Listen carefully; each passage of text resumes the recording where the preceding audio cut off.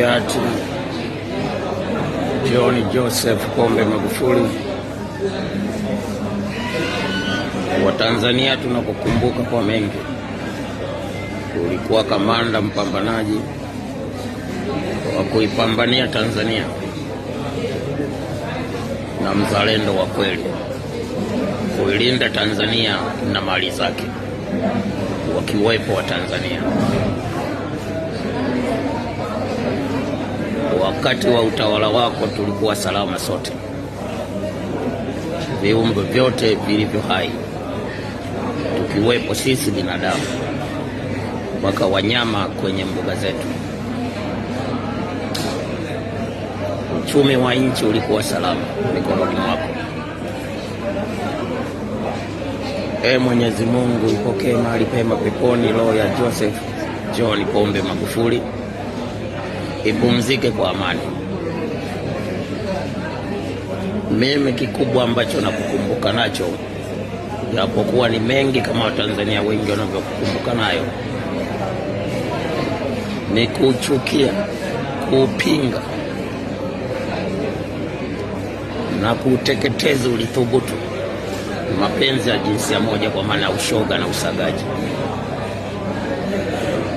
Waliogopa kutembea hadharani, walijificha.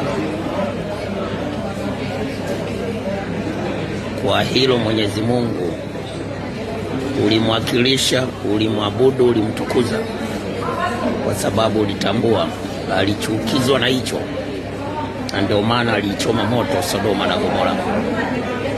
Ukutaka Tanzania iwe Sodoma na Gomora, kwa sababu namtambua Mwenyezi Mungu. Na kama uliishi kwa kumtambua Mwenyezi Mungu, naamini roho yako iko mikononi mwa Mwenyezi Mungu, ikipumzika kwa amani. Leo tuna mkuu wa mkoa wa Tabora, si mara yake ya kwanza kuwakamata wanaotaka mkoa wa Tabora kuwepo na wasagaji pamoja na mashoga. Hongera kwako mkuu wa mkoa wa Tabora. Mwenyezi Mungu akupe afya njema na ulinzi wake bora, ili Tabora isiwe kama Sodoma na Gomora. Leo unatoka unaenda sehemu unakuta mabinti 10, unatongoza mmoja, unajua wote ni mabinti. Tena huyu unayemtongoza unajua ni mwanamke, kawafunika wote, kapendeza, amevaa kuliko wenzake. Kumbe ni mwanaume lenzako, ukifika ndani ikivua ngoli na makende, yanatembea dhalani bila uoga. Imekuwa ni jambo la kawaida hata kwenye mitandao. Tanzania inanuka usodoma na Gomora. Huko mbele ya Mwenyezi Mungu tuombee viongozi waliopo wachukizwe na hili, hata wakuu wa mikoa wengine wachukizwe na hili, sababu naamini kwenye mikoa yao kuna haya mwanaume yenye makende, lakini anavaa kama wanawake kwa sasa. Kunyonyana denda kwa wanawake imekuwa ni hadharani sasa. Tuombe Tanzania isiwe Sodoma na Gomora.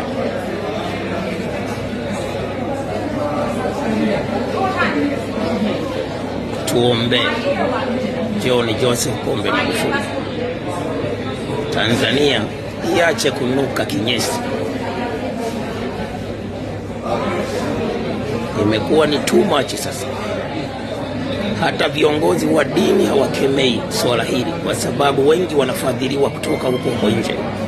Mashule ya kifahari yanajengwa kwa pesa za hawa wanaotaka tuwe Sodoma na Gomora. Viongozi wa dini sasa si kuamini tena kuachia mtoto wako, tofauti na zamani. Wanasiasa si wa kuamini tena kwenye hili, kwa sababu ya pesa. Mjomba, shangazi, kaka, dada si wa kumwamini tena kumwachia mtoto wako, kumuuza kwa wale waliogewa masharti na waganga, wakilawiti mtoto, wakibaka mtoto wa kike wanapata utajiri, wanawauza kama kawaida, na kesi kuishia majumbani na azifiki mahakamani. John Joseph Magufuli tuombe. Nimeomba nikiamini utatuombea. Pumzika kwa amani, enjoy maisha yako mazuri ya duniani na maisha yako mazuri ya peponi mbinguni. Mwenyezi Mungu ibariki Tanzania, Mwenyezi Mungu ibariki Mambas 24. We live your life, man.